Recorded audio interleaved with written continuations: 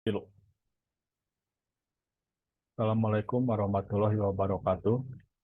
Kami dari kelompok 20 yang beranggotakan saya sendiri Aditya Jaya, kemudian ada Primadaya Fajar dan Said Hidayat.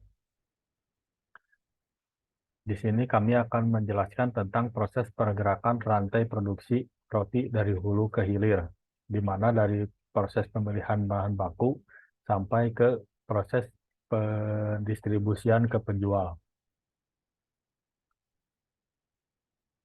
Yang pertama ada latar belakang. Roti adalah sebuah produk yang diperoleh dari adonan tepung terigu yang diragikan dengan ragi roti dan dipanggang dengan atau tanpa penambahan bahan makanan lain dan bahan tambahan makanan. Roti banyak digemari oleh semua kalangan usia. Hal ini menjadi salah satu faktor bisnis toko roti di Indonesia mulai bermunculan. Hal ini juga diikuti dengan persaingan sesama industri pembuatan roti. Tahapan proses pembuatan roti. Yang pertama ada pemilihan bahan baku. Satu, gunakan bahan baku yang berkualitas baik. Kemudian yang kedua, pastikan bahan baku yang digunakan bersertifikat halal. Dan yang ketiga, bahan baku yang digunakan cukup tersedia dan dalam kondisi simpanan yang baik. Kemudian ada proses penimbangan. Pada saat penimbangan harus teliti dan tepat karena kesalahan dalam penimbangan akan berpengaruh terhadap produk yang dihasilkan. Untuk penimbangan air, pastikan takarannya tidak berlebihan maupun kurang agar adonan yang dihasilkan dapat menjadi adonan yang baik. Kemudian ada proses pengadukan. Proses pengadukan adalah di mana proses pencampuran semua bahan baku pembuatan roti yang telah disiapkan sebelumnya, agar tercampur dengan baik dan menjadi adonan roti tersebut. Kemudian ada proses fermentasi awal. Fermentasi adalah proses produksi energi dalam sel, dalam keadaan aerobik tanpa oksigen. Salah satu bahan baku roti yang paling penting dalam proses pembuatan soft bread adalah ragi atau yeast. Ragi adalah mikroorganisme hidup yang berkembang biak dengan cara memakan gula.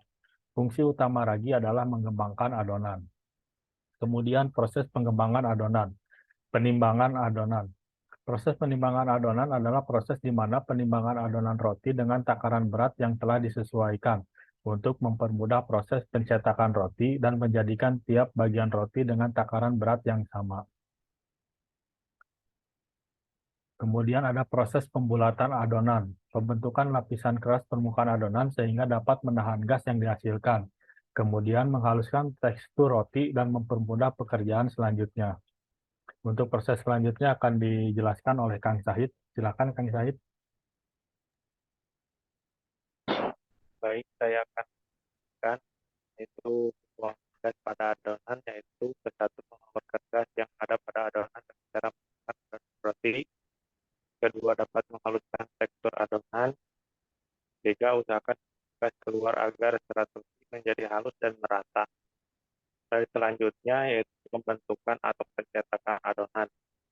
Proses selanjutnya adalah proses pembentukan dan pencetakan adonan, di mana adonan roti tersebut dibentuk atau dicetak sesuai dengan bentuk yang telah ditentukan.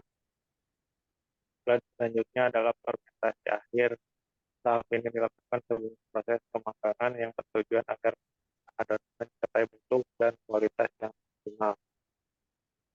Dan selanjutnya yaitu pembakaran adonan. Selanjutnya mengeluarkan roti dari proses pembakaran dan pengemasan. Dalam tahap akhir yaitu proses pendistribusian roti, kita dapat memasarkannya melalui pasar swalayan, supermarket, market, toko kelontong, dan pedagang keliling. Sekian penjelasan dari kelompok 20. Maaf apabila ada kekurangan. Terima kasih. Assalamualaikum warahmatullahi wabarakatuh.